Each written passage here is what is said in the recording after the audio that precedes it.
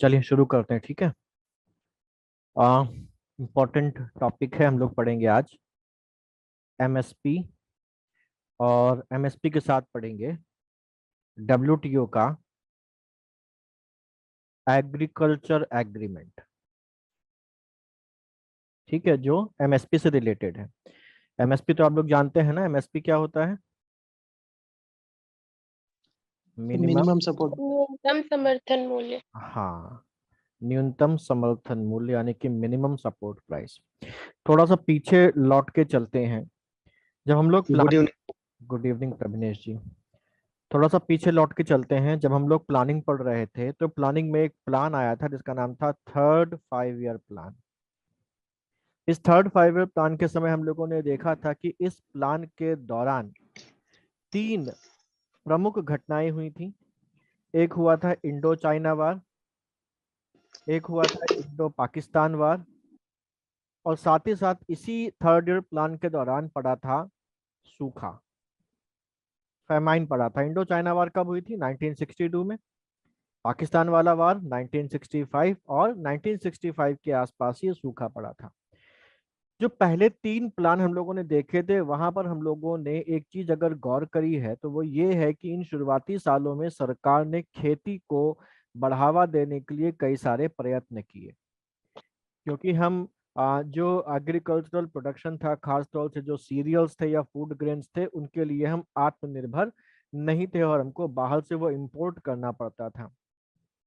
Buffer stock की भी बात आई थी कि सरकार इतना बफर स्टॉक मेंटेन नहीं कर पा रही थी, और थर्ड 5 ईयर प्लान के बाद ही हम लोगों ने देखा था कि बफर स्टॉक को मेंटेन करने के लिए सीरियस एफर्ट करने की शुरुआत इस सूखे के बाद ही हुई। याद है ना आप लोगों को ये इतनी बातें? Yes sir. ठीक है।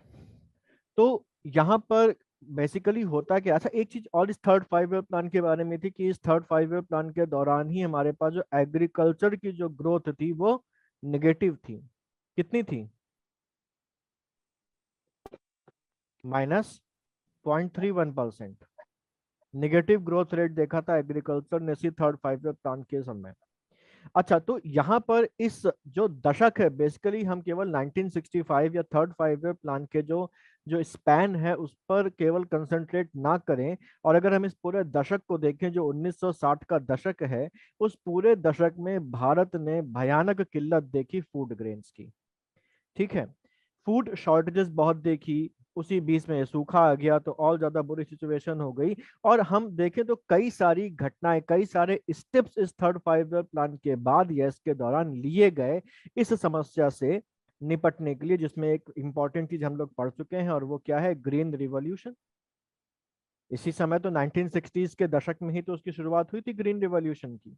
ग्रीन रिवॉल्यूशन को ऑफिशियली कब शुरू किया गया था? कोई बताएं किस साल शुरू किया गया था ऑफिशियली? सर 1950 1960। 1950-60 से शुरुआत की थी, लेकिन सर ऑफिशियल 1960। आपको याद नहीं है गौतम जी? 1966 सर। हाँ, अगर हम कोई सर 1960 के अंत में हुआ था।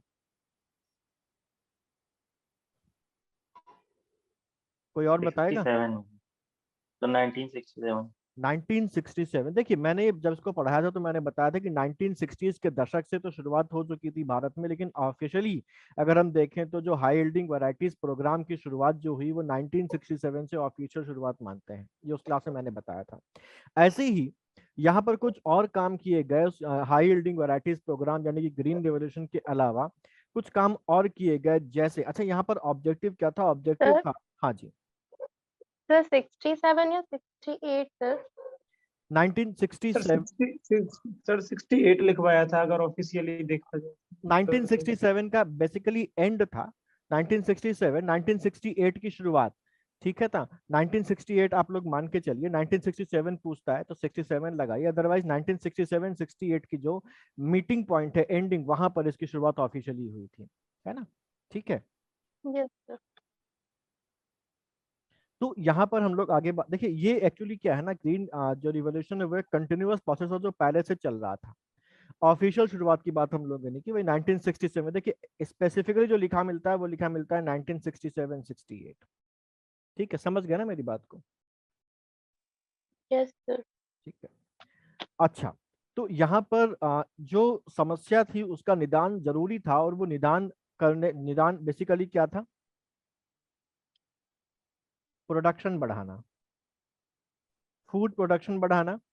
और फूड प्रोडक्शन बढ़ाने का काम किया ग्रीन रिवॉल्यूशन में, और साथ ही साथ प्रोडक्शन बढ़ाने के साथ साथ किसानों को उनकी फसल का उचित मूल्य दिलवाना। और तीसरी चीज थी बफर स्टॉक बनाना। बफर स्टॉक का मतलब क्या होता है? बफर स्टॉक का मतलब हो गया कि सरकार जो है वो फूड ग्रेन्स का एक स्टॉक मेंटेन करके रखे, जिससे कि जो समस्या उत्पन्न हो गई थी, सूखा उत्पन्न हो गया था, उस दौरान उस जगह से अनाज निकाल के या जिस भी चीज की जरूरत है उसको निकाल कर जनता में डिस्ट्रीब्यूट किया जा सके, जिससे कि भुखमरी की समस्या में राहत मिले। और साथ ही साथ अगर चीजों के दाम, उस पर्टिकुलर फूड ग्रेन के दाम बहुत ज्यादा तेजी से बढ़ रहे हैं, तो सरकार उस बफर स्टॉक से उस फूड ग्रेन को मार्केट में लाके उसकी कीमतों पर नियंत्रण स्थापित कर सके। ये बफर स्टॉक के ऑब्जेक्टिव्स थे। तो अब यहाँ पर इसके लिए बेसिकली क्या किया गया? इसके लिए सरकार ने 1965 में स्थापना की फूड कारपोरेशन ऑफ इंडिया की, यानी कि एफसीआई की। और इसी के साथ साथ एक और चीज की स्थापना की 1965 में, एग्रीकल्चर प्राइस कमीशन की। एग्रीकल्चर प्राइस कमीशन की स्थापना की। अब फूड कॉरपोरेशन ऑफ इंडिया का अगर मोटे तौर पर देखें तो काम क्या था? फूड कॉरपोरेशन ऑफ इंडिया का काम था किसानों से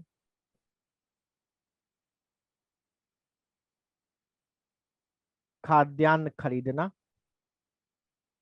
उनको स्टोर करना, उनका ट्रांसपोर्टेशन करना, यानी कि जहां से खरीदा गया है वहां से उस जगह पर पहुंचाना जहां पर उनकी किल्लत है, तो उसके लिए ट्रांसपोर्टेशन फैसिलिटी प्रोवाइड करना। साथ ही साथ उनका डिस्ट्रीब्यूशन करना। ये फूड कॉरपोरेशन ऑफ इंडिया का काम था। अब यहाँ पर पहला जो काम है वो क्या है? किसानों से खाद्यान्न को खरीदना, यानी कि किसानों से फूड ग्रेन्स या जो भी चीजें उसको सौंपी गई हैं कि इनकी खरीद करनी है, उन चीजों को किसानों से खरीदना। अब यहाँ पर समस्या ये आई कि आखिरकार किसानों से इस माल को जब खरीदा जाएगा तो किस दाम पर खरीदा जाएगा, किस दाम पर खरीदा जाए। तो ये जो दाम, जिस दाम पर खरीदा जाएगा, इस दाम को निर्धारित करने का काम किसको दिया गया? एग्रीकल्चर प्राइस कमीशन को। ये बताता था कि फूड कॉरपोरेशन ऑफ इंडिया किस दाम पर किसानों से उनकी उपज खरीदे। क्लियर है पॉइंट? बोला करिए। Yes yes sir. सर। ठीक है। Yes. तो एग्रीकल्चर प्राइस कमीशन और फूड कॉर्पोरेशन ऑफ इंडिया का गठन दोनों का 1965 में हुआ। दोनों के काम आप समझ गए कि क्या है।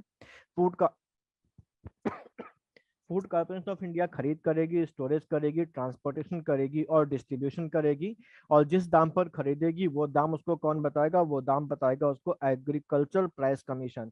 और ये जो दाम, जो एग्रीकल्चर प्राइस कमीशन उसको बताता है, इसी दाम को समय के साथ हम धीमे धीमे एक नाम दिए हम लोगों ने उसको नाम दिया गया एमएसपी, यानी कि न्यूनतम समर्थन मूल्य, यानी कि मिनिमम सपोर्ट प्राइस इसका नाम आया आगे चल के। तो एमएसपी की शुरुआत यहां से होती है, और ये वो दाम था जिस दाम पर फूड कॉरपोरेशन ऑफ इंडिया किसानों से उनकी उपज को खरीदता था।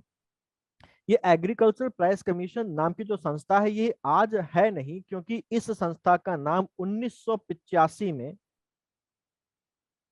इसका नाम बदल दिया गया, और इसका जो नाम है बदल के कर दिया गया CACP। तो एग्रीकल्चर प्राइस कमीशन को आज हम CACP के नाम से जानते हैं। CACP का मतलब हो गया commission for agricultural costs and prices. तो यही एग्रीकल्चरल प्राइस कमीशन का 1985 में नाम बदला गया और इसका नाम हो गया CACP, commission for agricultural costs and prices. Food corporation of India की मदद करने के लिए एक और संस्था का गठन आगे चल के किया जाएगा, इसको हम लोग अभी आगे पढ़ेंगे। नाम उसका देख लीजिए, नाम है उसका NAFED, नाफेड। नाफेड का पूरा नाम है national Agricultural Cooperative Marketing Federation. National Agricultural Cooperative Marketing federation NAFED का पूरा नाम है। यहां तक बात क्लियर हो गई आप लोगों को? सर ये नाफेड के बारे में और बता दीजिए, मतलब CACP का भी नाम बदला गया था क्या नाफेड के लिए? एग्रीकल्चरल प्राइस कमीशन जो 1965 में बना था, उसका नाम 1985 में बदलकर CACP कर दिया सी गया। नाफेड एक अलग संस्था है, ठीक है, इसके ओके बारे सर। में हम लोग आगे पढ़ेंगे।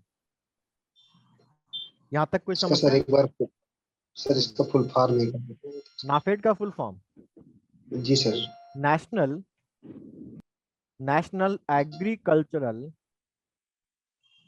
Cooperative Marketing Federation. National Agricultural Cooperative Marketing federation,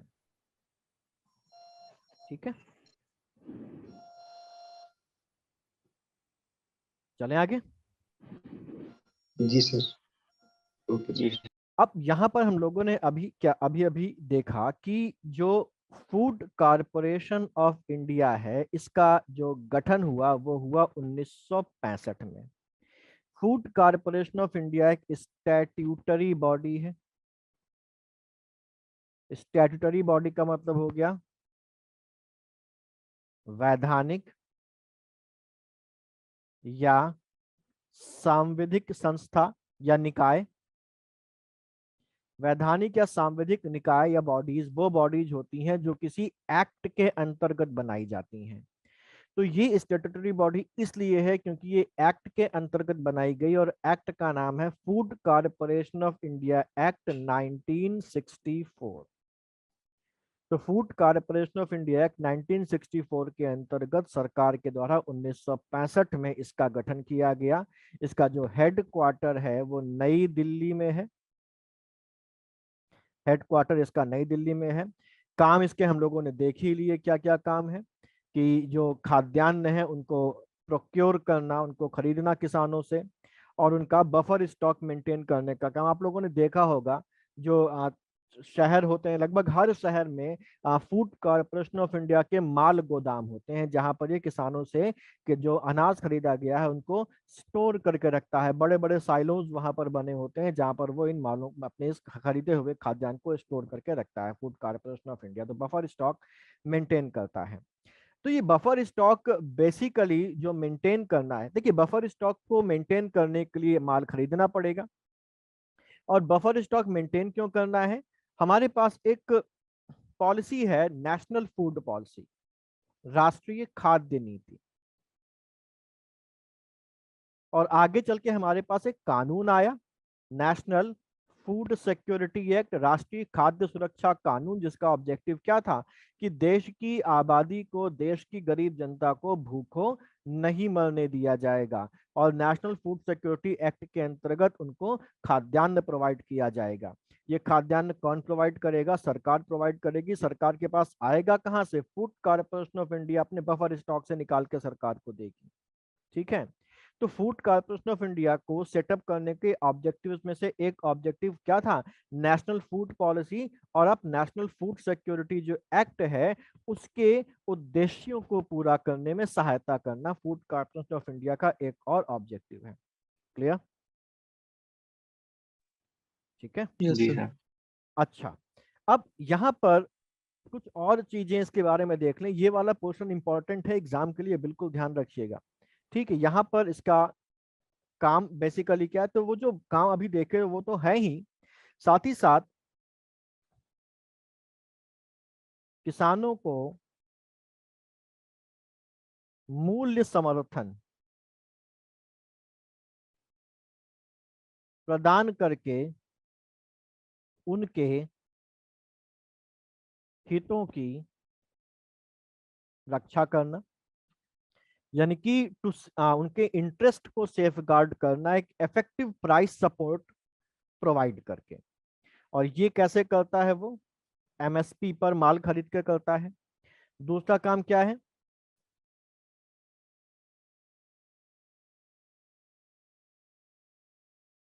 खाद्यान्नों का वितरण करना। किसके अंतर्गत करना? पीडीएस। पीडीएस है पब्लिक डिस्ट्रीब्यूशन सिस्टम, ठीक है। सार्वजनिक वितरण प्रणाली हिंदी में बोलते हैं। सार्वजनिक वितरण प्रणाली के अंतर्गत खाद्यान्नों का वितरण करना। अगला काम है खाद्य सुरक्षा के लिए बफर स्टॉक बनाना और कीमतों को स्थिर रखने के लिए इंटरवीन करना, यानी कि हस्तक्षेप करना। कीमतों को स्थिर रखने के लिए कैसे इंटरवीन करेगा, क्या करेगा ये फूड कॉर्पोरेशन ऑफ इंडिया, मुझे बताइए।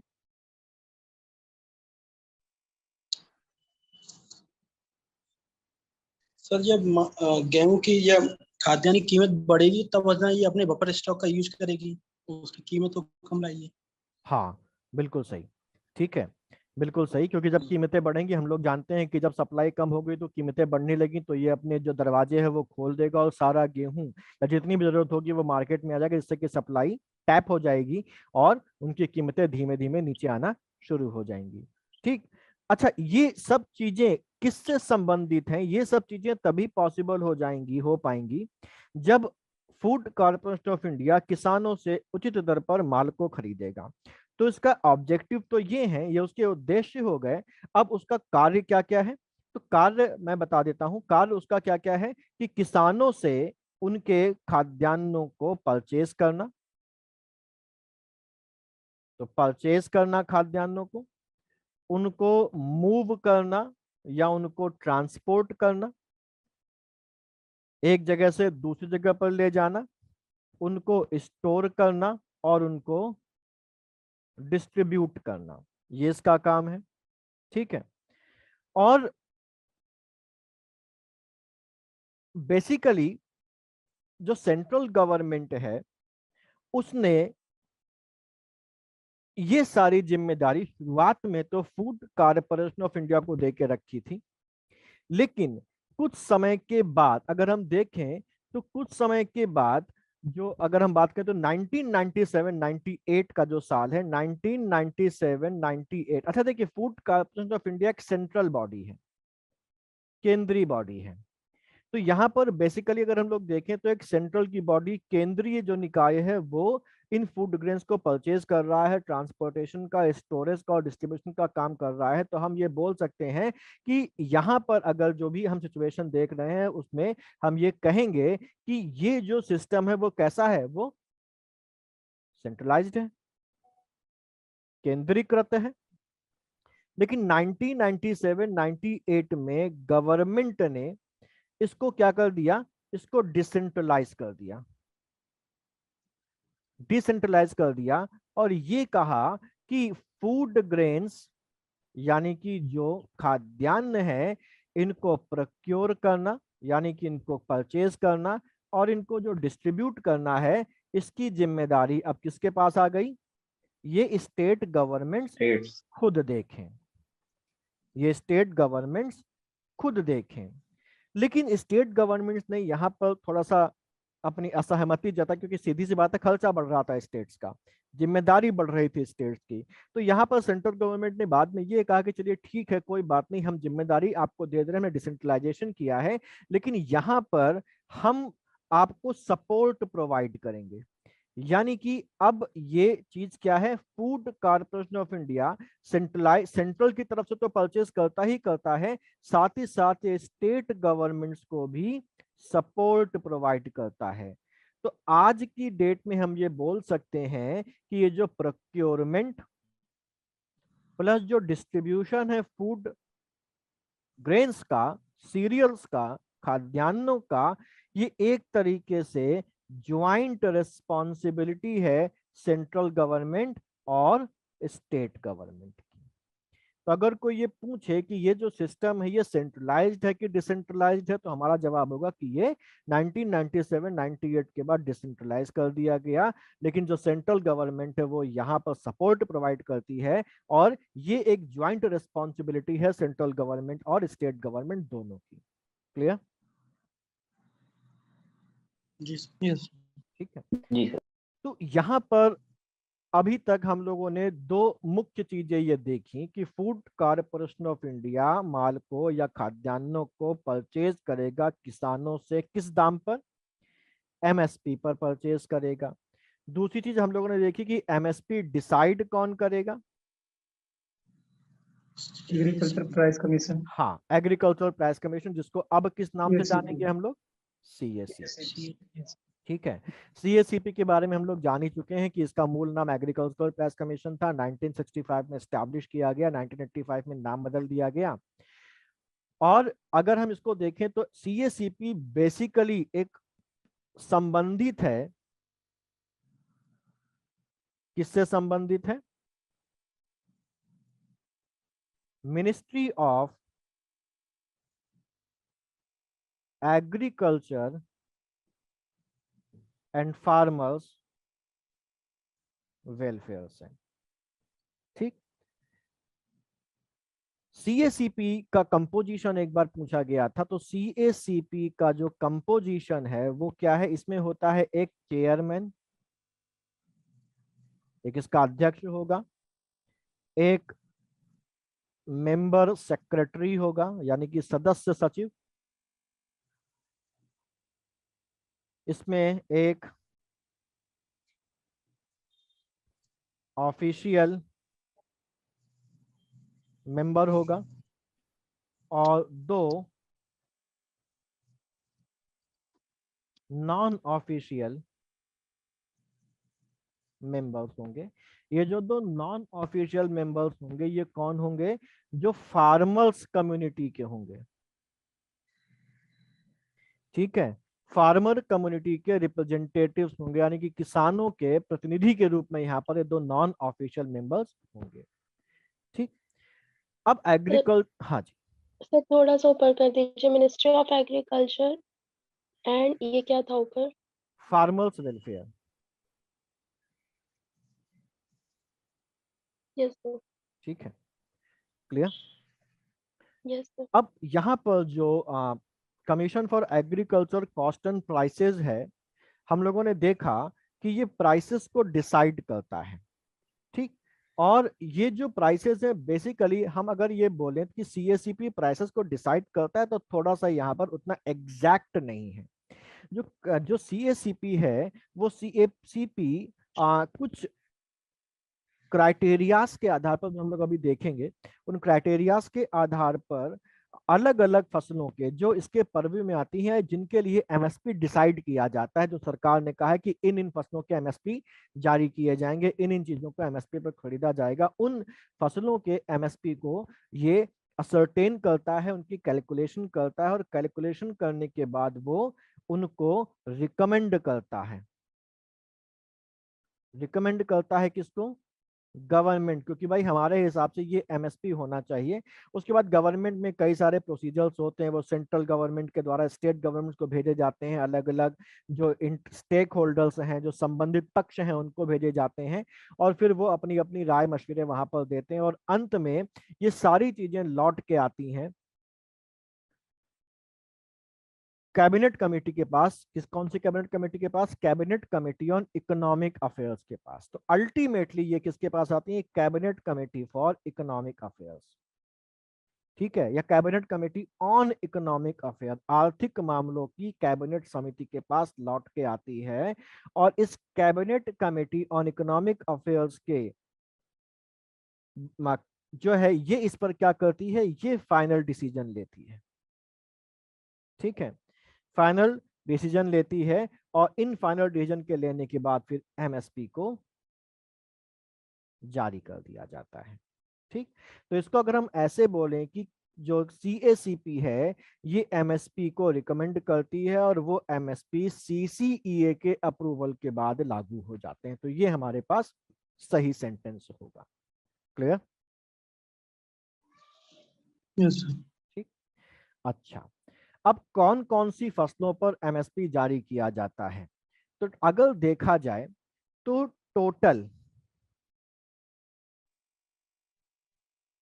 Hello sir. हाँ जी, सर ये CCEA का एक बार फुल फॉर्म बता दीजिए। Cabinet committee on economic affairs, cabinet okay sir. Committee on economic affairs यानी कि आर्थिक मामलों की कैबिनेट समिति। Okay sir. ठीक है। तो यहाँ पर जो टोटल जो जो MSP डिसाइड किया जाता है वो 23 क्रॉप्स या 23 कमोडिटीज का MSP डिसाइड किया जाता है।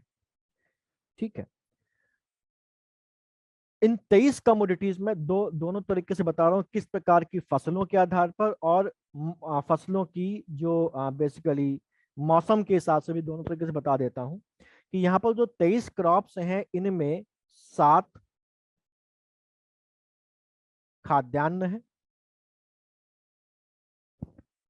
5 दालें हैं, 7 तिलहन है। ठीक है। और 4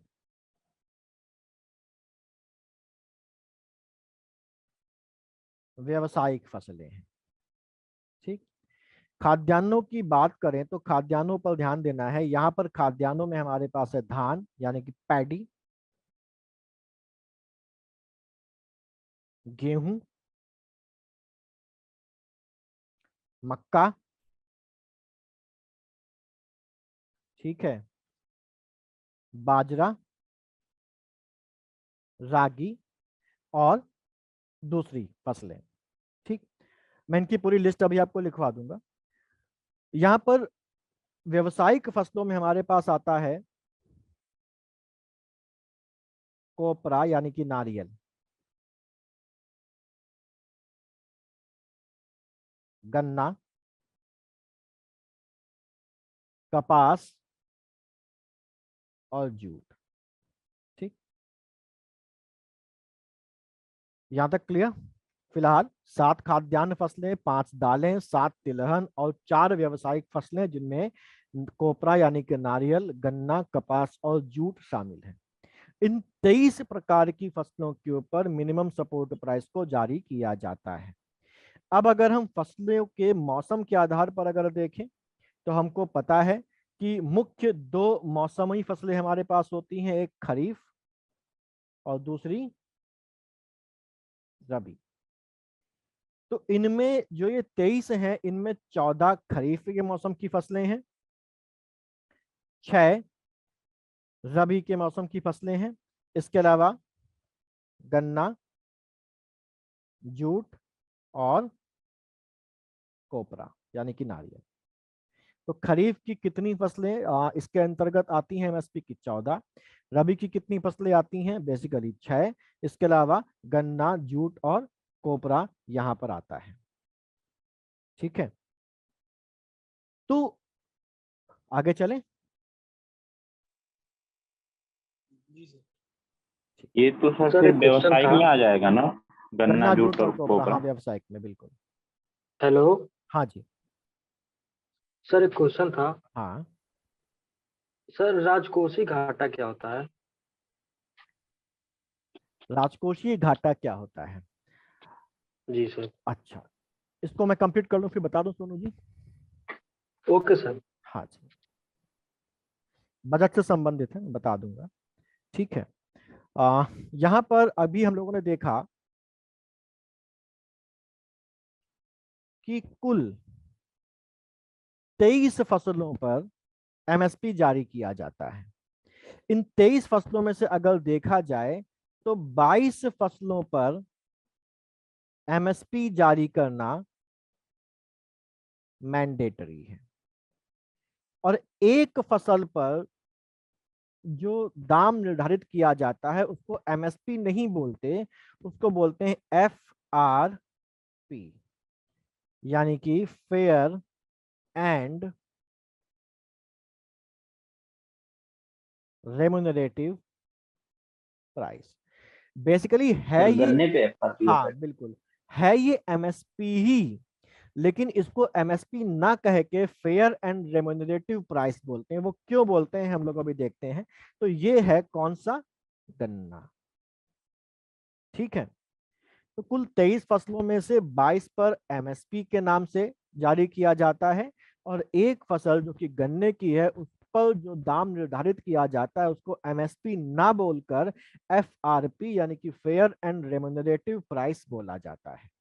ठीक, कई सारी वजहें हैं इसकी, लेकिन जो मुख्य वजह है FRP कहने की वो ये है कि देखिए यहाँ पर जो बाकी फसलें हैं वो बाकी फसलों को तो सरकार खरीदती है फूड कॉरपोरेशन ऑफ इंडिया के मार्फत, है ना। ठीक है, उनको स्टोर करती है, पब्लिक डिस्ट्रीब्यूशन सिस्टम के अंतर्गत उनको बांटती है। ठीक, फूड सिक्योरिटी के लिए बफर स्टॉक मेंटेन करके रखती है। लेकिन सरकार जो है वो गन्ना नहीं खरीदती।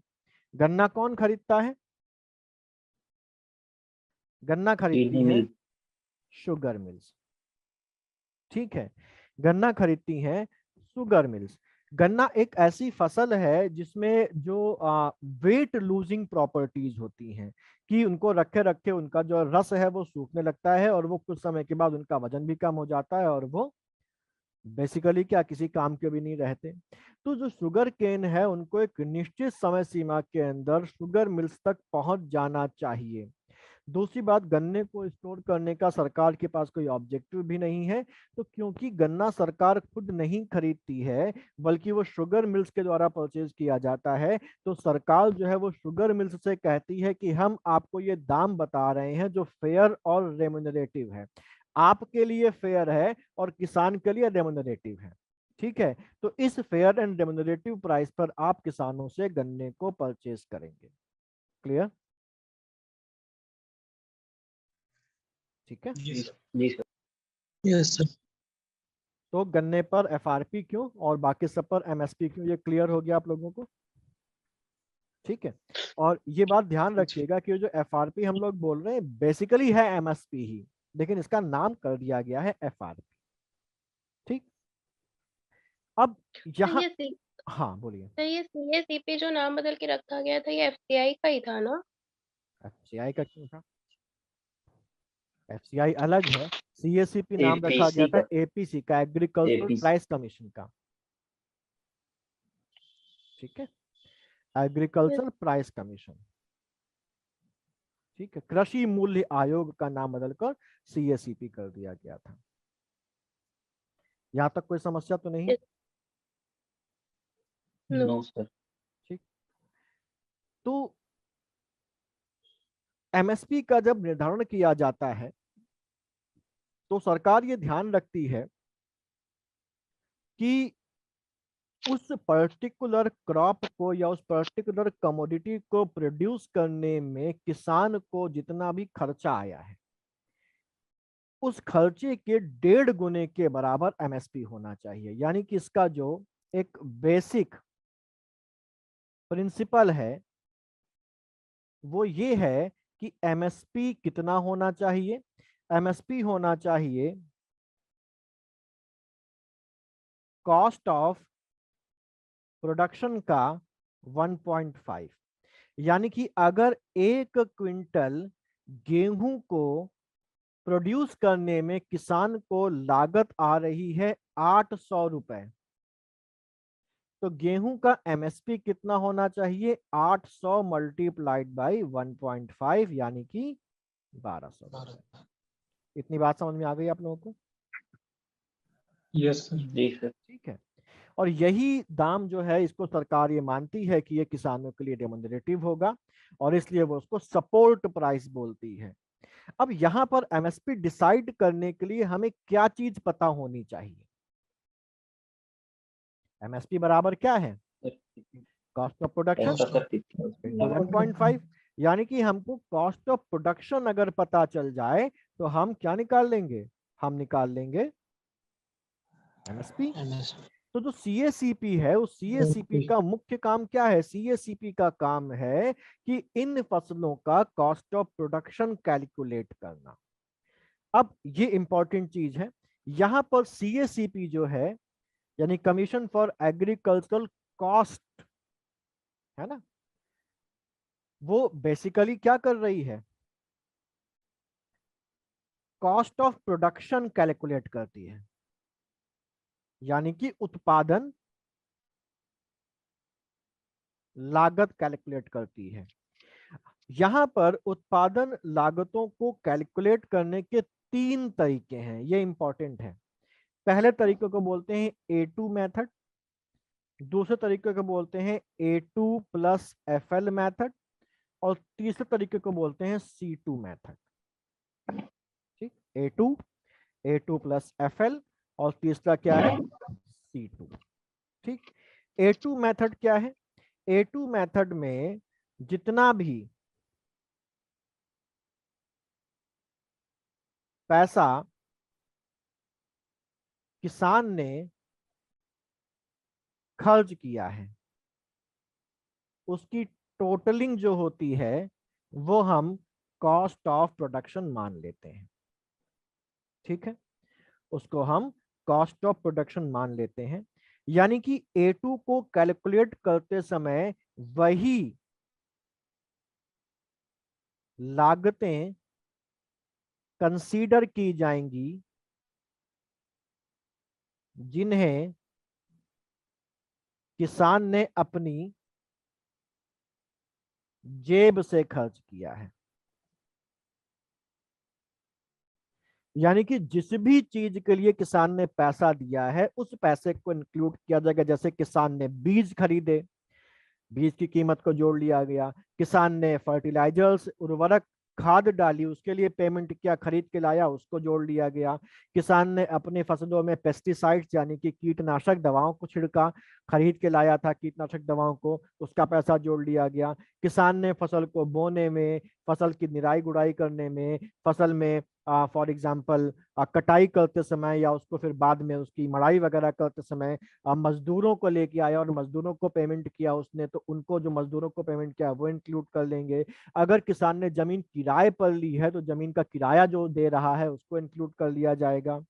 ठीक, ट्यूबवेल लगाने के लिए, ट्रैक्टर से जुताई करने में उसने फ्यूल खर्च किया, सिंचाई के लिए खर्च किया उसने पैसा, तो ये सब पैसे जो उसकी जेब से वास्तविकता में खर्च कर रहे हैं, खर्च हो रहे हैं, उसी कीमत को A2 के अंतर्गत कॉस्ट को निकालने में कंसीडर किया जाता है।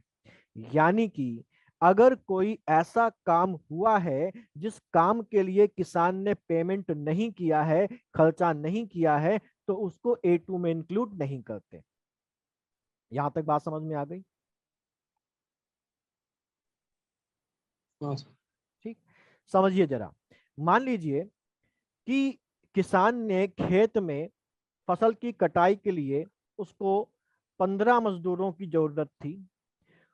एक मजदूर का मान लिया कि जो मजदूरी है वो फॉर एग्जाम्पल, तो 15 मजदूरों की जरूरत थी, एक मजदूर की मजदूरी 100 रुपए है। किसान ने 10 मजदूर लिए और किसान के परिवार में 5 फैमिली मेंबर्स थे। किसान के परिवार में 5 फैमिली मेंबर, एक किसान की पत्नी और उसके 3 लड़के, ये पांचों लोग भी लग गए। ठीक है, तो 15 लोग मजदूरी कर रहे हैं जिनमें से 10 को पेमेंट किया गया और 5 लोग किसान और उसके परिवार के लोग हैं, इनको कोई पेमेंट नहीं किया। तो जब हम A2 निकालेंगे तो A2 में हम 15 मजदूरों को इंक्लूड करेंगे कि 10 मजदूरों की मजदूरी को इंक्लूड करेंगे?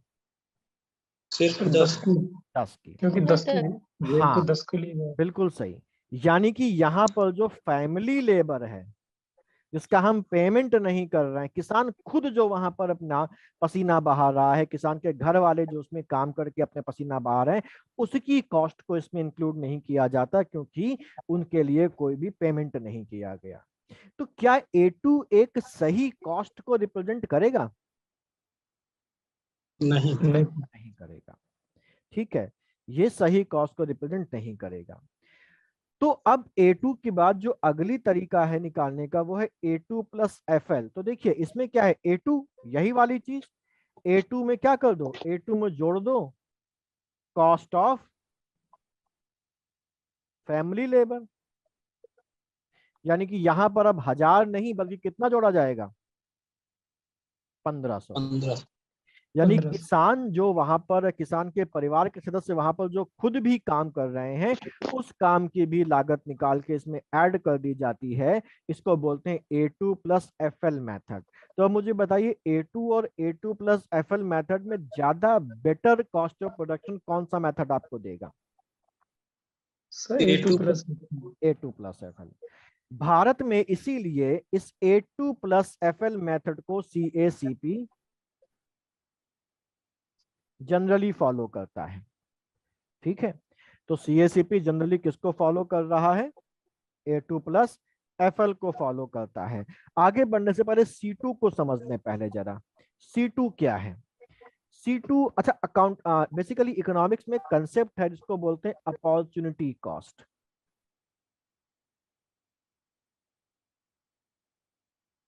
अपॉर्चुनिटी कॉस्ट का मतलब क्या होता है? अपॉर्चुनिटी कॉस्ट का मतलब होता है कि अगर किसी भी वस्तु का, जैसे फॉर एग्जांपल एक आदमी के पास एक गाड़ी है, उसने एक कार खरीदी, उसने खरीदी वैगन आर, समझ लीजिए जरा, उसने वैगन आर खरीदी और वैगन आर का इस्तेमाल वो अपने निजी इस्तेमाल के लिए करता है ना। उसके पास एक ऑप्शन ये था कि वो वैगन आर को ओला या किसी भी तरीके से टैक्सी के रूप में भी चला सकता था, और अगर वो टैक्सी के रूप में चलाता तो उसको इस वैगन आर से रोज 500 रुपए की आमदनी होती। ठीक है, ये ऑप्शन उसके पास है ना। ठीक, तो अगर वो व्यक्ति वैगन आर को टैक्सी के रूप में ना चलाकर अपने निजी इस्तेमाल के लिए इस्तेमाल कर रहा है, तो एक तरीके से जो 500 रुपए कमाने की अपॉर्चुनिटी थी उसके पास, उसको वो खो रहा है। यस। तो हम ये बोल सकते हैं कि वो जो निजी इस्तेमाल में गाड़ी ला रहा है, उसकी उसकी अपॉर्चुनिटी कॉस्ट कितनी है? 500 रुपए। यानी कि अगर ये वैगन आर हम टैक्सी के रूप में चलाते तो हम 500 रुपए कमाते, लेकिन हम उसको निजी इस्तेमाल में ला रहे हैं तो हम वो 500 रुपए नहीं कमा पा रहे हैं। तो इस वैगन आर की अपॉर्चुनिटी कॉस्ट कितनी हो गई? 500 रुपए हो गई। समझ गए इस बात को? Yes sir. ठीक, तो इस C2 में क्या करते हैं, C2 में A2 प्लस FL के साथ इस अपॉर्चुनिटी कॉस्ट को भी ऐड कर दिया जाता है। मतलब क्या है, इसको समझते हैं। तो A2 और FL तो इसमें है ही, A2 और FL के साथ अपॉर्चुनिटी कॉस्ट ऐड कर दी गई। अपॉर्चुनिटी कॉस्ट का मतलब क्या हो गया कि अगर वह व्यक्ति, यहां पर यह माना जाता है कि उस व्यक्ति ने जिस भी जमीन पर वो खेती कर रहा है, उस जमीन में पैसे को इन्वेस्ट अगर वो नहीं करता तो उस पैसे को वो कहीं और इन्वेस्ट करके उससे इंटरेस्ट कमा सकता था, है ना। ठीक है, उस जमीन पर सिंचाई करने के लिए उसने जो ट्यूबवेल लगाया है, उस ट्यूबवेल को अगर ना लगाता तो उस ट्यूबवेल के पैसे को कहीं इन्वेस्ट करके उस पर भी ब्याज ले सकता था, है ना। तो वो एक खेती कर रहा है, इसका मतलब क्या है, उसने वो इंटरेस्ट कमाने की अपॉर्चुनिटी खो दी। तो ये कहते हैं कि उसको भी इसमें इंक्लूड करो, तभी हमारी जो वास्तविक कॉस्ट ऑफ प्रोडक्शन है वो आएगी। ठीक, लेकिन ये बड़ा कॉम्प्लिकेटेड मैटर है। ठीक है, इसलिए जो CACP है वो A2 प्लस FL फॉलो करता था, लेकिन 2004 में एक कमेटी बनी थी जिसका नाम था national committee on farmers. National committee on farmers, इसके अध्यक्ष थे MS स्वामीनाथन, इसीलिए इसको स्वामीनाथन आयोग के या स्वामीनाथन समिति के नाम से भी जाना जाता है।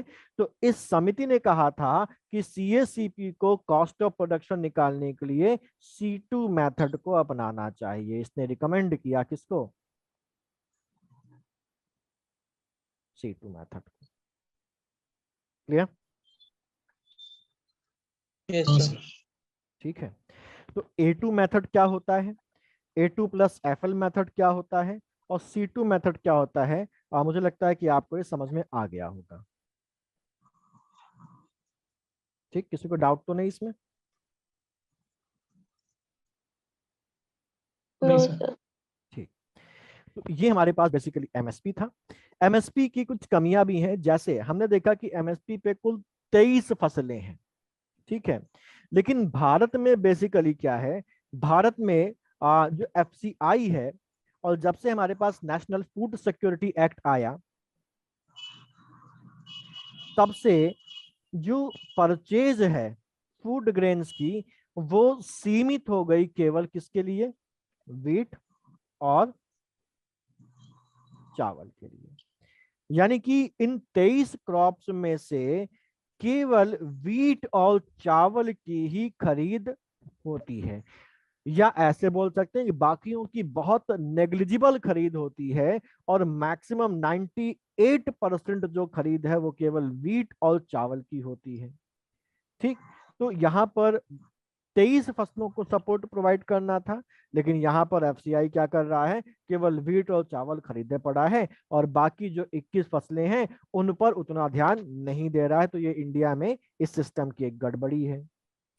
दूसरी कमी यहाँ पर हमारे सामने ये आती है कि रिसेंटली अभी कुछ साल पहले एक स्टडी हुई थी, उस स्टडी में ये कहा था कि भारत के कुल किसान जितने हैं उनमें से केवल 6% किसान ही ऐसे हैं जो अपनी चीजों को MSP पर बेचते हैं। केवल 6% किसान ही अपनी फसल को MSP पर बेचते हैं, यानी कि MSP का जो बेनिफिट है वो सभी किसानों को नहीं मिल रहा है। 94% जो किसान है वो MSP से मिलने वाले बेनिफिट से महरूम है, अपनी खुद की वजह से, लाल फीताशाही की वजह से, अज्ञानता की वजह से, या सरकार की और FCI की लापरवाही की वजह से। ठीक है, क्लियर यहाँ? यस। जी सर। अब MSP से रिलेटेड एक और हमारे पास कंसेप्ट आता है, उसको भी हम लोग देख लेते हैं। ये चीज कई बार एग्जाम में रिसेंटली पूछी जाने लगी है, तो हम लोग उसको समझ लेते हैं। ऊपर कर दें।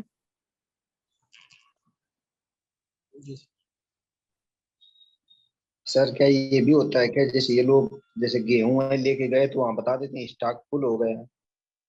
कामचोरी है ना ये तो, कामचोरी और कमीशन खोरी। कमीशन भी लेते हैं। हाँ तो बिल्कुल वहां कमीशन पर लेते क्या हैं। होता है ना सर, ये चोरी वगैरह हो जाती है गेहूं की, इसी वजह से किसान अब वही मैंने कहा ना कि सरकार की और FCI की लापरवाही ही तो है ये। ठीक है, देखिए योजनाएं भारत में बहुत बनती हैं और अच्छी अच्छी योजनाएं बनती हैं, लेकिन जब इम्प्लीमेंटेशन का समय आता है तो इम्प्लीमेंट करने वाले हम ही और आप लोग तो हैं, और हम और आप जब लापरवाही करेंगे तो इम्प्लीमेंटेशन ठीक नहीं हो पाता है, और जी सर। इम्प्लीमेंटेशन ठीक नहीं होगा तो जो उसकी टारगेटेड जनता है, उस टारगेटेड जनता को उसका बेनिफिट नहीं मिलेगा, और वो जो स्कीम या जो भी पॉलिसी है वो यूजलेस हो जाएगी, है ना।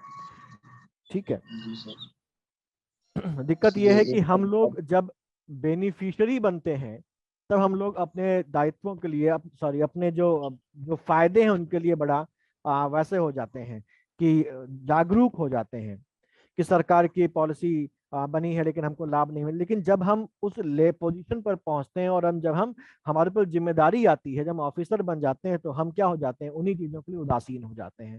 तो लागू करने वाले, बेनिफिट लेने वाले हम ही लोग हैं, लेकिन जैसे ही हम लोग का रोल बदलता है हमारी मानसिकता भी क्या हो जाती है, बदल जाती है। समझ रहे हैं? सही है कि नहीं है ये बात? जी सर, यस करोड़ों। सर, वो कहते हैं ना कि अधिकार सब जानते हैं, कर्तव्य कोई नहीं निभाना चाहता। बिल्कुल। बात करते हैं WTO और साथ साथ WTO के साथ हुए एग्रीकल्चर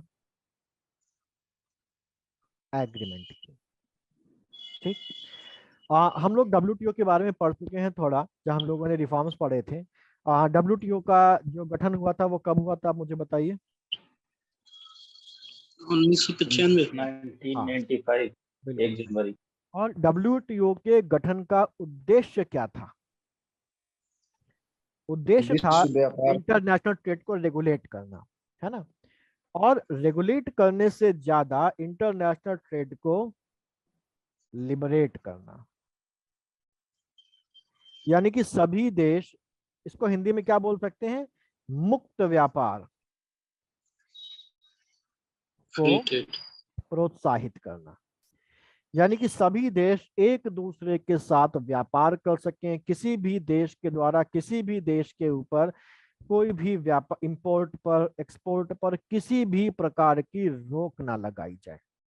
तो ये जो बेसिकली ट्रेड है, इस ट्रेड को लिबरेट करने के लिए जरूरी है कि अगर ट्रेड के ऊपर कोई रुकावट लगाई गई है किसी भी देश के द्वारा, तो उस रुकावट को कम किया जाए या खत्म किया जाए। खत्म नहीं भी कर सकते हैं तो कम से कम उसको रिड्यूस कर दिया जाए, फेज आउट धीमे धीमे किया जाए, है ना।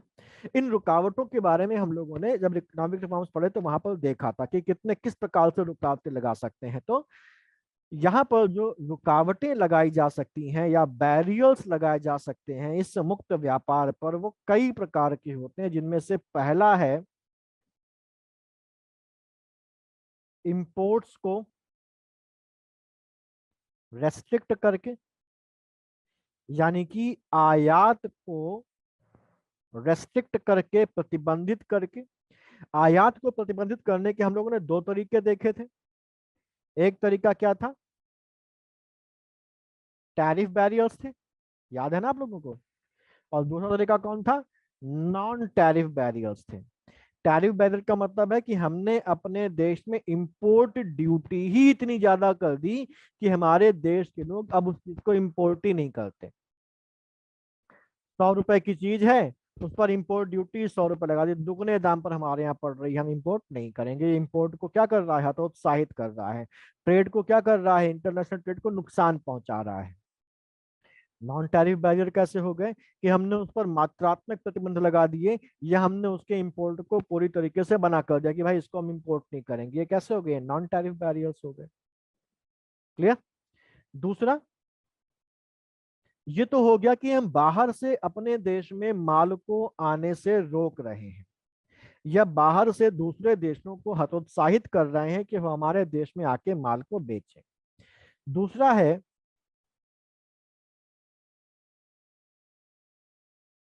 निर्यात को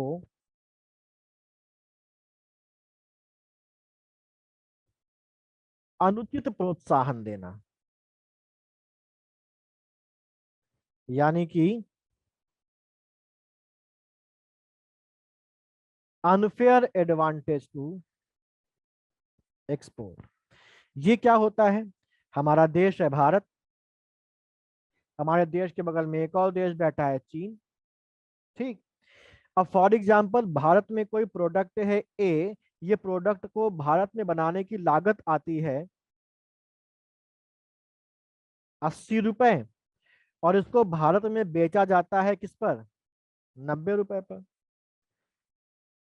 चीन में क्या आ रही है, चीन में इसी को बनाने की लागत आ रही है, मान लीजिए 80 रुपए ही आ रही है,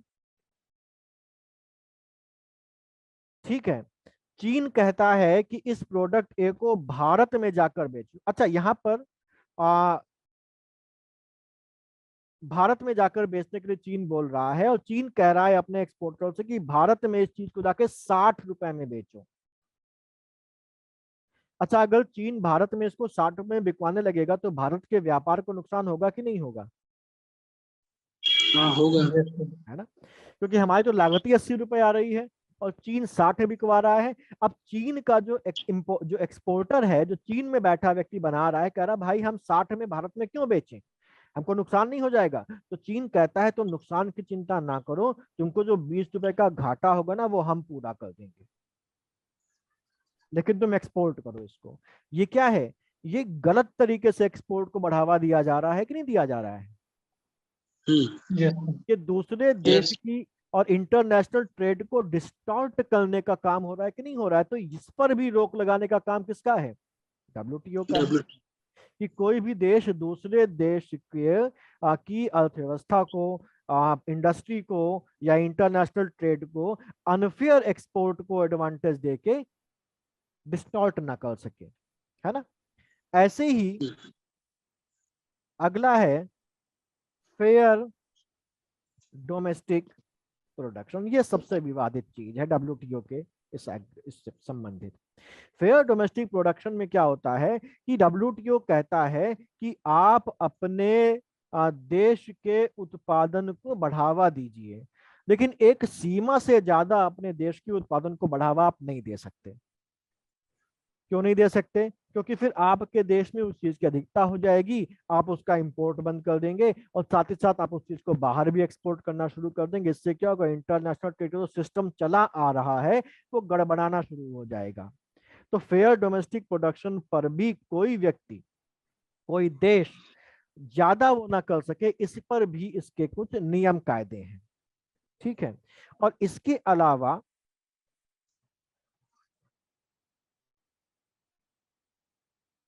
लिबरल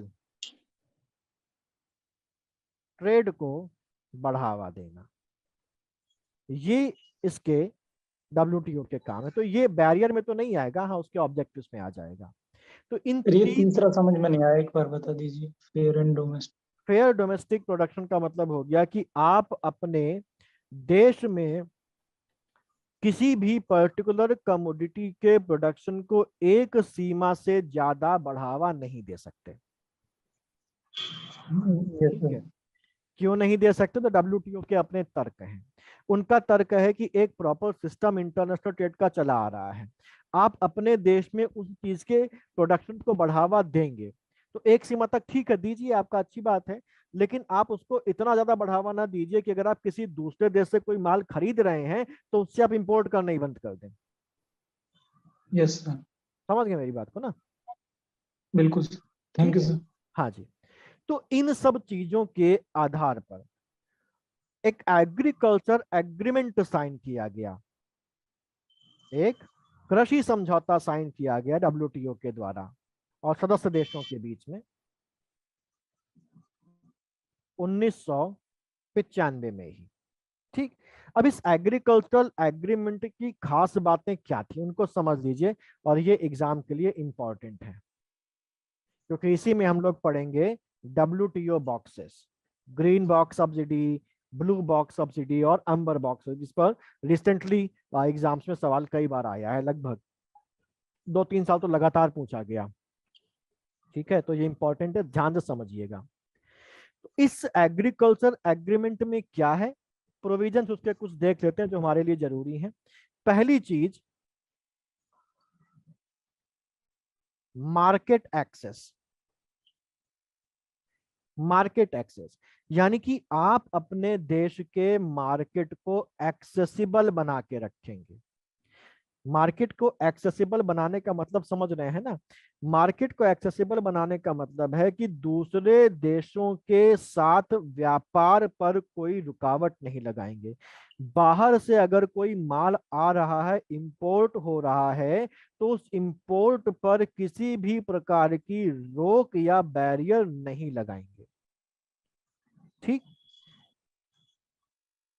यानी कि कोई भी ऐसा आप नियम, कायदा या पॉलिसी नहीं बनाएंगे जो इंपोर्ट्स के लिए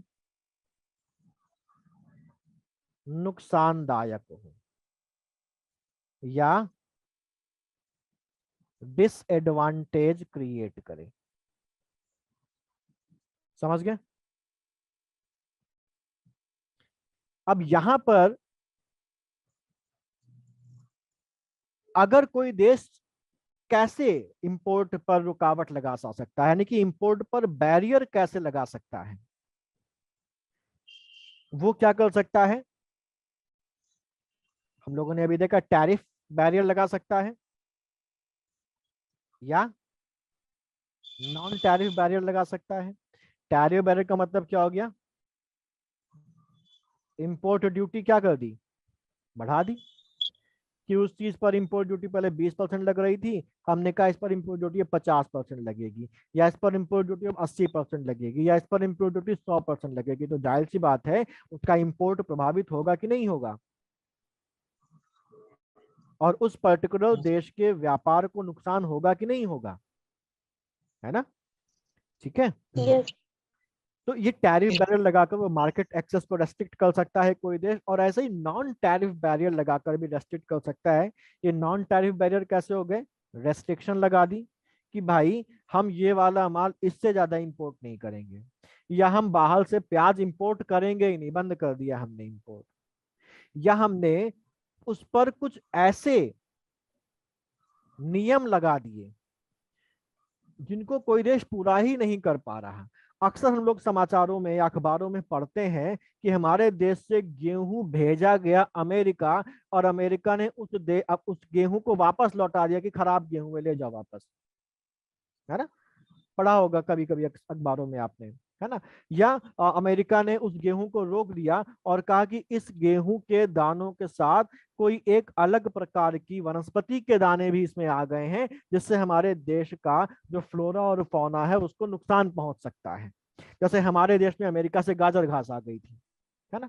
तो इस तरीके के नियम बनाए जा सकते हैं कि इन नियमों को जिस देश के द्वारा पूरा किया जाएगा, या उसके द्वारा उसके उसके देश से आने वाले माल जब इन क्वालिटी स्टैंडर्ड्स को पूरा कर लेंगे, तभी हम उनको इंपोर्ट करेंगे कि भाई इसमें कीटनाशक इतनी मात्रा से ज्यादा ना हो, इसमें खराब जो दाने हैं वो इतनी मात्रा से ज्यादा ना हो, इनमें कोई दूसरी स्पीशीज या किसी दूसरे पौधे के बीज या उसके अवयव ना हो, जिससे कि हमारे देश में उसकी बढ़ोतरी ना हो पाए, है ना? तो ये बहुत ज्यादा कठिन कर दिया, तो कोई देश पूरा ही नहीं कर पा रहा है इन नियम कायदों को, तो ये भी एक प्रकार का क्या हो गया? बैरियर हो गया ना। समझ गए मेरी बात? ये चीज क्लियर ना आप लोगों को? Yes sir. ठीक। तो अब यहाँ पर इन तरीकों से कोई देश बैरियर लगा सकता था, और इनको माना गया इंपोर्ट्स के लिए डिसएडवांटेजियस। तो इसके लिए इस एग्रीमेंट में क्या कहा गया? इस एग्रीमेंट में ये कहा गया कि जो डेवलप्ड कंट्रीज हैं,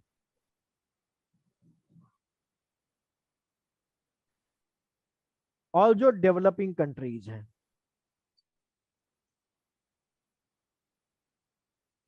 वो अपने टैरिफ को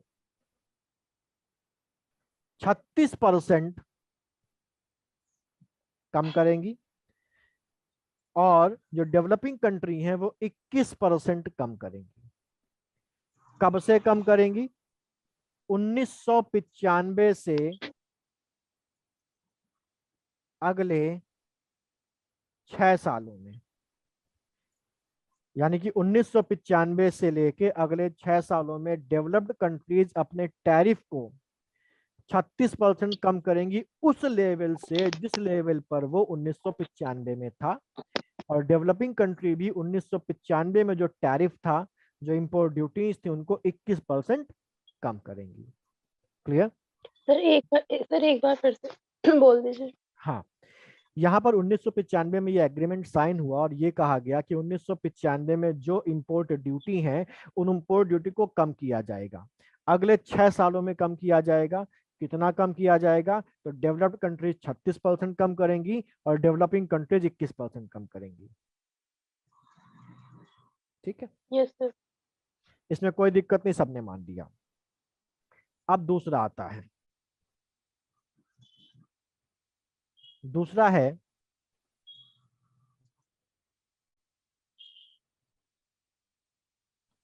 एक्सपोर्ट सब्सिडी। ठीक।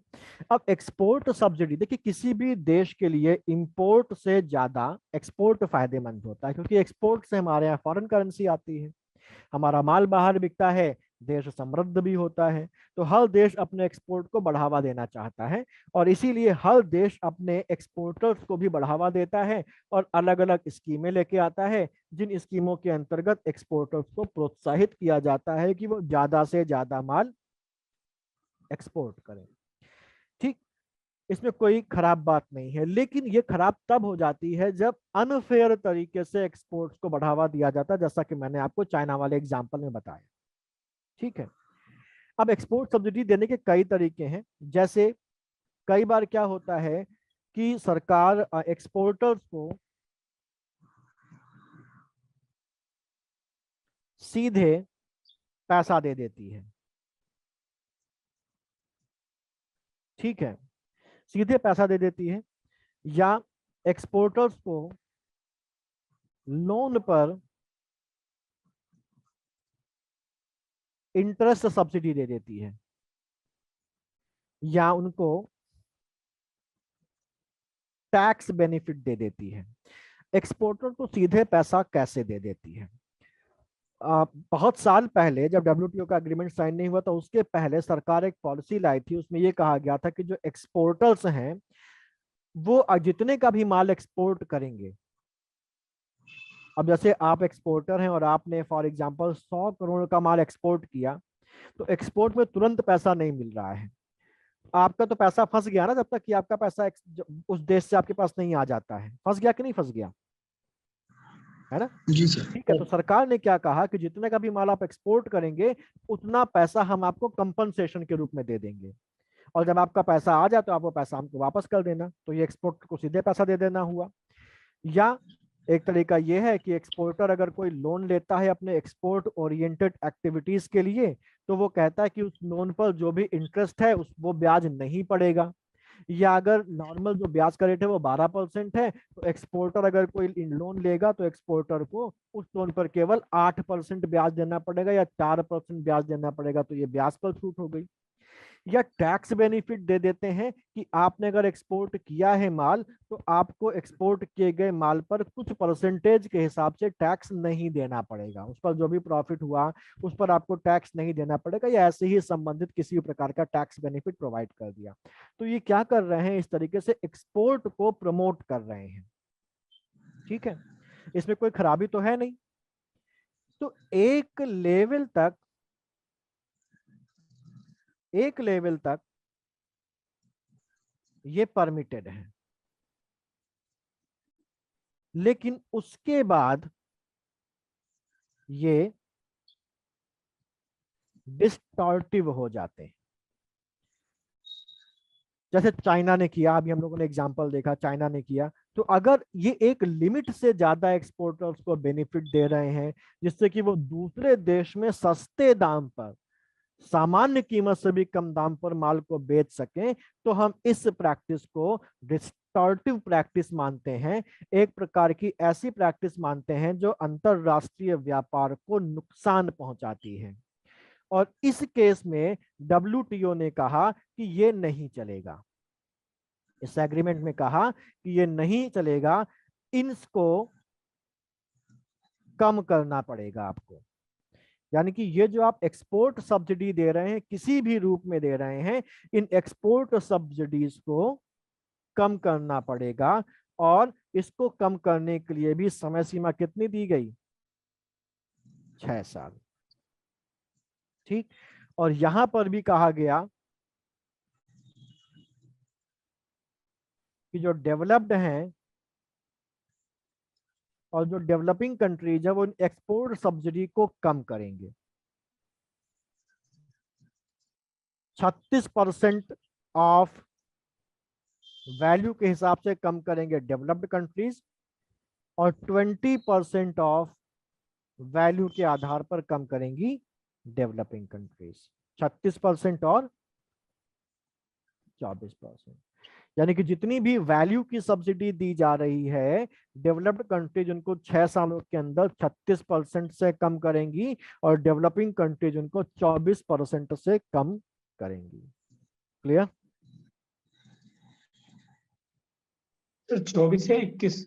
24 वैल्यू के हिसाब से 24%, वॉल्यूम के हिसाब से भी है, वॉल्यूम के हिसाब से 21% है, वो मैं नहीं बता रहा आपको क्योंकि वैल्यू का ही नॉर्मली पूछा जाता है। चाहे तो लिख ले, वॉल्यूम के आधार पर 21% है, बस लिख लें, इसके अंदर हमको नहीं जाना। और ये वॉल्यूम के हिसाब से 24% है। ठीक है, बस ऐसे ही लिख लें इसको। नहीं नहीं, ये भी 21% है वॉल्यूम के हिसाब से। क्लियर?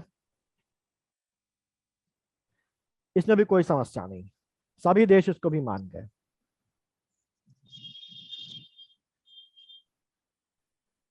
आगे चलें? नीचे कर दीजिए। हाँ जी, ओके सर। हम लोग आते हैं आगे। तीसरा इसका जो प्रोविजन था वो था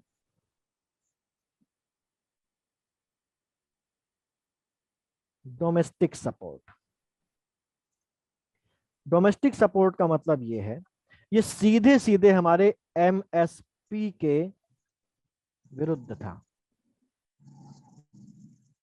ये कहता है कि अगर आप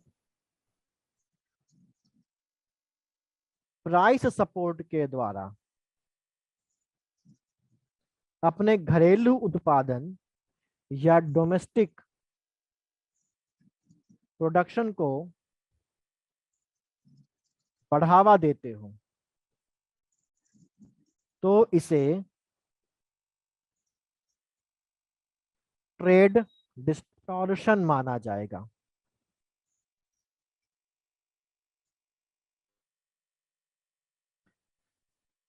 तो हम तो देते हैं अपने यहाँ, देते हैं कि नहीं देते हैं? ये एमएसपी क्या है? Yes sir. ये प्राइस सपोर्ट है। और किसान एमएसपी की वजह से ही ज्यादा उत्पादन करने के लिए प्रोत्साहित होता है, क्योंकि उसको पता है कि हमारा गेहूं तो इतने का बिकेगा ही बिकेगा, क्योंकि मिनिमम प्राइस है, इससे नीचे बिकेगा नहीं, है ना। तो वो क्या होता है, इसके उत्पादन को बढ़ाने के लिए और ज्यादा प्रोत्साहित होता है। लेकिन इसने डब्ल्यूटीओ ने कह दिया कि अगर आप प्राइस सपोर्ट के द्वारा डोमेस्टिक प्रोडक्शन को बढ़ावा देते हैं तो इसे ट्रेड डिस्टॉर्शन माना जाएगा और आपको हम ये नहीं करने देंगे। उसने कहा अच्छा, एमएसपी भी एक प्रकार की सब्सिडी ही तो हो गई, है ना, कि हम आपको पैसा दे रहे हैं अलग से। तो यहाँ पर जी सर। जो डब्ल्यूटीओ है उसने इस सब्सिडी को, इस प्राइस सपोर्ट सब्सिडी को दो टाइप्स में बांटा है। इसको समझ लेंगे तो आपके लिए आगे आसान हो जाएगा। दो टाइप्स में बांटा और बहुत आसान है। पहला, वो सब्सिडी जो वास्तविकता में ट्रेड को डिस्टॉर्ट करती हैं, ट्रेड को डिस्टॉर्ट करने वाली सब्सिडी, और वो सब्सिडी जो नॉन ट्रेड डिस्टॉर्टिंग सब्सिडी है, जो सब्सिडी ट्रेड को डिस्टॉर्ट नहीं करती। अगर हम ऊपर वाली लाइन को पढ़ें तो हम ये समझ जाएंगे थोड़ा सा कि कौन से प्रकार की सब्सिडी ट्रेड को डिस्टॉर्ट करेगी और कौन सी सब्सिडी ट्रेड को डिस्टॉर्ट नहीं करेगी। वो सब्सिडी जो डोमेस्टिक प्रोडक्शन को बढ़ावा देने के लिए दी जा रही है उसको हम ट्रेड डिस्टॉर्टिंग सब्सिडी मानेंगे, ऐसा डब्ल्यूटीओ ने कहा। ठीक है। और अगर कोई सब्सिडी प्रोडक्शन को बढ़ावा देने के लिए नहीं दी जा रही है, किसान को सपोर्ट करने के लिए दी जा रही है, एनवायरनमेंट को प्रोटेक्ट करने के लिए दी जा रही है ना, किसान को उन्नत कृषि करने के लिए दी जा रही है, तो उसको नॉन डिस्टॉर्टिंग सब्सिडी माना जाएगा।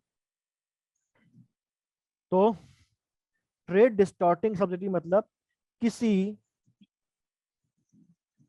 खास फसल के उत्पादन को बढ़ावा देने वाली सब्सिडी, है ना। किसी खास फसल के उत्पादन को बढ़ावा देने वाली सब्सिडी क्या मानी जाएगी? ट्रेड डिस्टॉर्टिंग सब्सिडी मानी जाएगी। और अगर कोई सब्सिडी ऐसी है जो क्रॉप ओरिएंटेड नहीं है या क्रॉप को टारगेट नहीं करती, है ना, किसी फसल के उत्पादन से संबंधित नहीं है या किसी फसल को टारगेट करके नहीं दी जाती है, तो वो नॉन ट्रेड डिस्टॉर्टिंग सब्सिडी मानी जाएगी। फॉर एग्जांपल, भारत में फसल बीमा योजना है। ये फसल के उत्पादन से नहीं बल्कि किसान को सपोर्ट करने के लिए है ना। या एनवायरनमेंट को नुकसान ना पहुंचे उसके लिए कोई सब्सिडी दी जा रही है, तो ये subsidy non trade distorting subsidy में आ जाएंगी। मोटा मोटा समझने के लिए मतलब ये है कि अगर किसी खास फसल या फसलों के उत्पादन को बढ़ावा देने के लिए दी जा रही तो वो ट्रेड डिस्टॉर्टिंग होगी और बाकी सारी नॉन ट्रेड डिस्टॉर्टिंग होगी। यहां तक बात समझ में आ गई। और हमारा एमएसपी तो सीधे सीधे 23 फसलों के नाम से सब्सिडी देता है या सपोर्ट करता है। तो एमएसपी तो सीधे सीधे किस कैटेगरी में आ गया? Trade distorting TDS। सब्सिडी में आ गया, और है ना? ट्रेड डिस्टॉर्टिंग सब्सिडी में आ गया। तो अब जो WTO है उसने इन सब्सिडीज को दो पार्ट में बांट दिया और इन्हीं के आधार पर उसने कुछ नियम बनाए। इन्हीं के आधार पर उसने नियम बनाए, यानी कि उसने बॉक्सिंग की, जिनको हम बोलते हैं WTO बॉक्स। ये बॉक्स 3 प्रकार के। हाँ जी, सर 1 मिनट थोड़ा सा ऊपर कर दीजिए।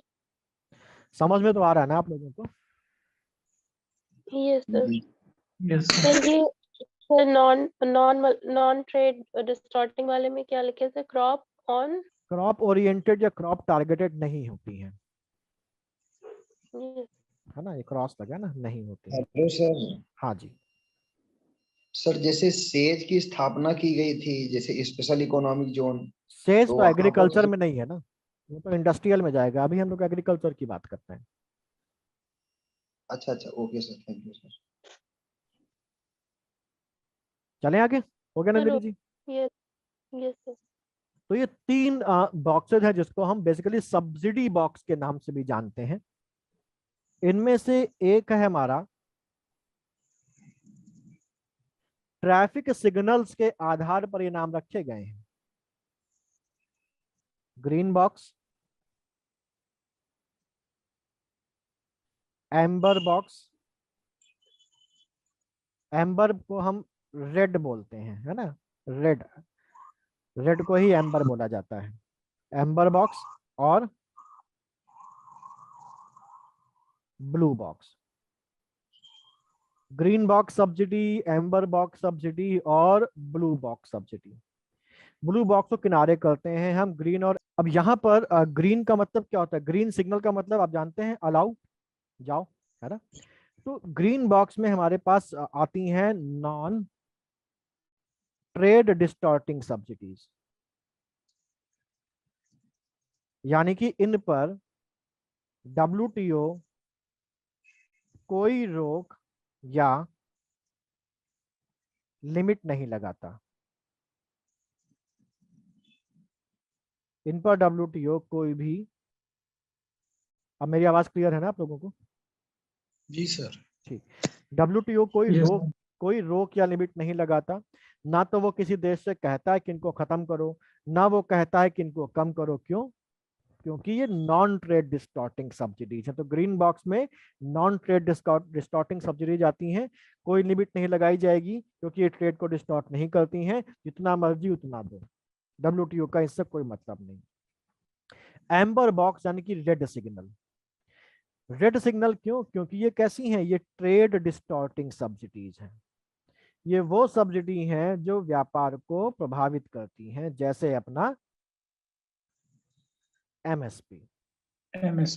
ठीक है, इसमें WTO ने कहा कि भाई ये नहीं चलेगा, और जो भी देश इस प्रकार का प्राइस सपोर्ट दे रहे हैं या जो भी देश इस प्रकार की सब्सिडी दे रहे हैं, वो देश इनको धीरे धीरे कम करें और अल्टीमेटली क्या कर दें? खत्म कर दें। और उसने कहा कि अभी फिलहाल हम आपको कुछ समय सीमा दे रहे हैं 1995 में, और उस समय सीमा के अंदर डेवलप्ड कंट्रीज जो हैं वो इसको 20% से कम करेंगी, और जो डेवलपिंग कंट्री हैं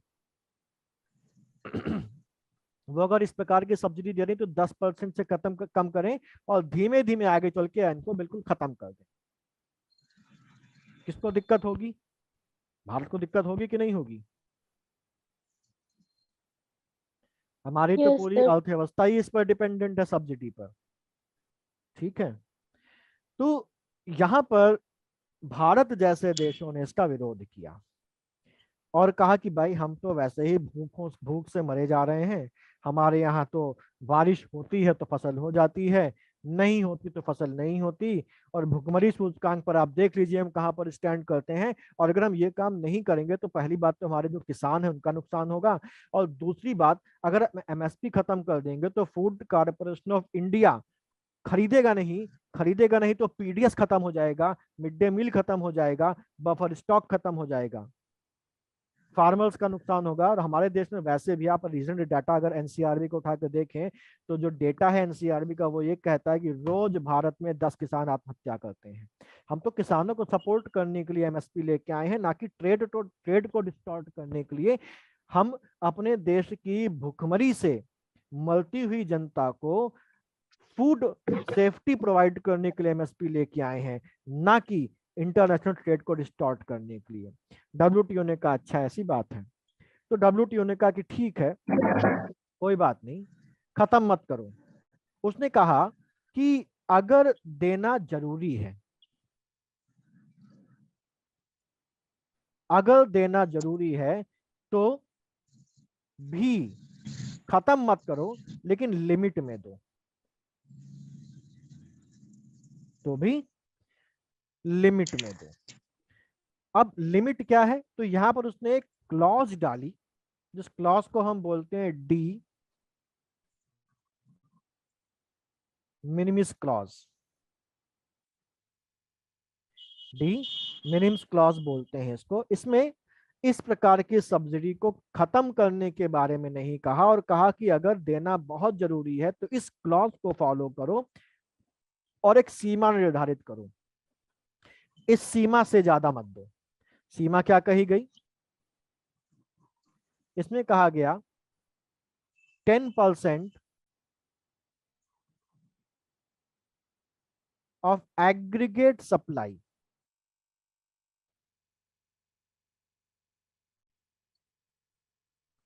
for developing countries और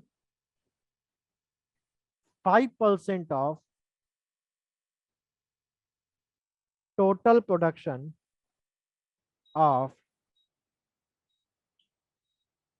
developed country। ठीक, सीमा निर्धारित कर दी गई, यानी कि एग्रीगेट सप्लाई का मतलब होता है सकल आपूर्ति। तो अगर फॉर एग्जांपल भारत में गेहूं की एग्रीगेट सप्लाई जो आपूर्ति है वो 100 मिलियन टन है, तो यहां पर कहा गया कि 100 मिलियन टन में केवल 10 मिलियन टन गेहूं पर या जो भी फसल है उस पर ही आप ये सब्सिडी दे सकते हैं, उसके ऊपर नहीं दे सकते। ठीक है, लिमिट कर दिया। कोई डाउट इस पॉइंट पे? नो डेवलपिंग कंट्री में तो एग्रीगेट सप्लाई को लिया गया और डेवलप्ड कंट्री में टोटल प्रोडक्शन को लिया गया, कि अगर कोई डेवलप्ड कंट्री है और उसका total production for example 200 million ton है, तो वो इस 200 मिलियन टन के केवल 5% पर ही इस प्रकार की सब्सिडी को प्रोवाइड कर सकता है, इसके ऊपर नहीं दिया जाएगा। और यहां पर इस एग्रीगेट सप्लाई और इस टोटल प्रोडक्शन को कैलकुलेट करने के लिए कहा गया, इसका बेस ईयर माना गया 1986-87 को।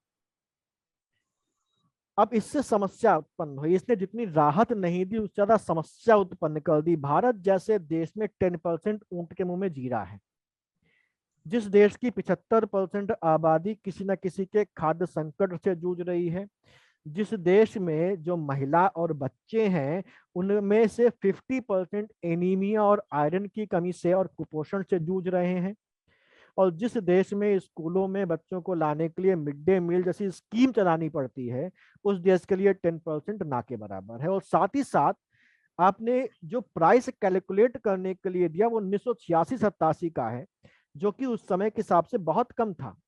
अगर हम आज 1986-87 के हिसाब से के दाम के हिसाब से वैल्यू कैलकुलेट करेंगे तो बहुत कम ऑलरेडी वैल्यू आ जाएगी, और उस कम वैल्यू का भी 10% ही करें तो बिल्कुल और ना के बराबर हो जाता है, नगण्य नेग्लिजिबल हो जाता है। तो भारत ने इसका बड़ा विरोध किया। ठीक है, और भारत को समस्या हुई। समस्या क्यों हुई ये आप समझ गए ना? यस ठीक है, किसी को कोई डाउट तो नहीं कि हमारे लिए किस प्रकार से नुकसानदायक रहा?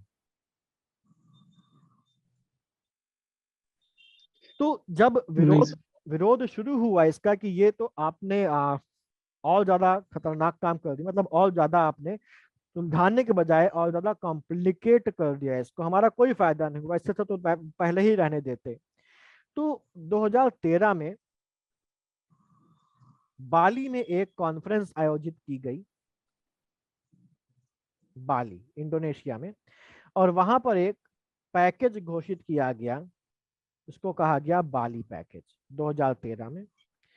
इस बाली कॉन्फ्रेंस में इस मुद्दे पर डेवलप्ड और डेवलपिंग कंट्रीज बिल्कुल एक दूसरे के सामने खड़े हो गए कि ऐसे नहीं चलेगा, ठीक है, हम लोगों के देश भुखमरी से मर रहे हैं और आप इस तरीके के काम कर रहे हैं केवल ट्रेड को बढ़ावा देने के लिए, अपने आप को और ज्यादा मजबूत करने के लिए, अपना फायदा करने के लिए। हम गरीब देशों के गरीब लोगों को भूख से मार डालेंगे आप लोग। तो यहाँ पर जब बड़ी तनातनी की स्थिति आ गई, भारत में भी मनमोहन सिंह सरकार ने बड़ा कड़े तरीके से इस अपना पक्ष रखा था इस मामले में, और भारत ने डेवलपिंग कंट्रीज को प्रॉपरली लीड किया था यहाँ पर इस मसले पे। तो यहाँ पर फिर एक बीच का रास्ता निकाला गया और ये कहा गया कि ठीक है, अगर आप फूड सिक्योरिटी के लिए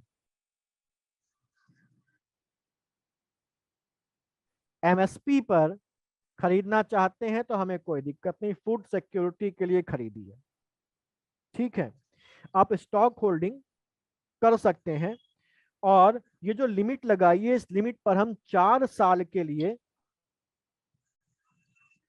छूट देते हैं, और 4 साल के इस पीरियड में हम लोग आपस में बातचीत करके कोई ना कोई रास्ता निकालेंगे जिससे कि हमारे और आपके बीच के जो मतभेद हैं वो दूर हो जाएं और आपकी भी समस्या हल हो जाए और इंटरनेशनल ट्रेड को भी कोई नुकसान ना पहुंचे, ठीक है। तो अब जो डेवलपिंग कंट्रीज थी उन्होंने कहा कि ठीक है, इतनी बात है तो चलिए हम आपके साथ इस पर जो समझौता है उस पर साइन करने के लिए तैयार हैं। और बाली पैकेज में इन सब चीजों पर जो समझौता तैयार किया गया उसको नाम दिया गया TFA, ट्रेड फैसिलिटेशन एग्रीमेंट। क्या बोला गया? Trade facilitation agreement. लेकिन भारत ने इस ट्रेड फैसिलिटेशन एग्रीमेंट पर साइन करने से मना कर दिया। मनमोहन सिंह सरकार अड़ गई कि हम नहीं साइन करेंगे, बड़ा दबाव डाला गया उसके ऊपर, लेकिन मनमोहन सिंह सरकार ने सीधा दो टूक मना कर दिया कि हम नहीं करेंगे। पूछा गया क्यों नहीं करेंगे, तो उन्होंने कहा छूट 4 साल के लिए ही क्यों दी गई है, उसके बाद क्या होगा। तो यहाँ पर फिर से एक डेडलॉक आ गया। जब डेडलॉक आ गया तो अब फिर से एक बीच का रास्ता निकाला गया और कहा गया कि ठीक है, हम इस 4 साल की लिमिट को खत्म कर देते हैं और इसको इनडेफिनिट पीरियड के लिए बढ़ा देते हैं, और ये तब तक जारी रहेगा जब तक कि हम लोग बीच में बैठ के कोई बीच का रास्ता नहीं निकाल लेते हैं, सुलह समझौता इस मसले पर नहीं कर लेते हैं। तो फिलहाल इसी वजह से आज भी भारत में एमएसपी जो है वो कंटिन्यू कर रहा है, और अदरवाइज एमएसपी अब तक खत्म हो गया होता। ठीक है, अभी भी जो TFA है वो अभी अधर में लटका हुआ है, क्योंकि इस मसले पर आज भी कोई भी बीच का रास्ता निकलकर नहीं आ पाया है। क्लियर? तो ये था हमारा एमएसपी। कोई समस्या तो नहीं यहाँ तक? नहीं सर। ठीक है, चलिए फिर इतना रखते हैं।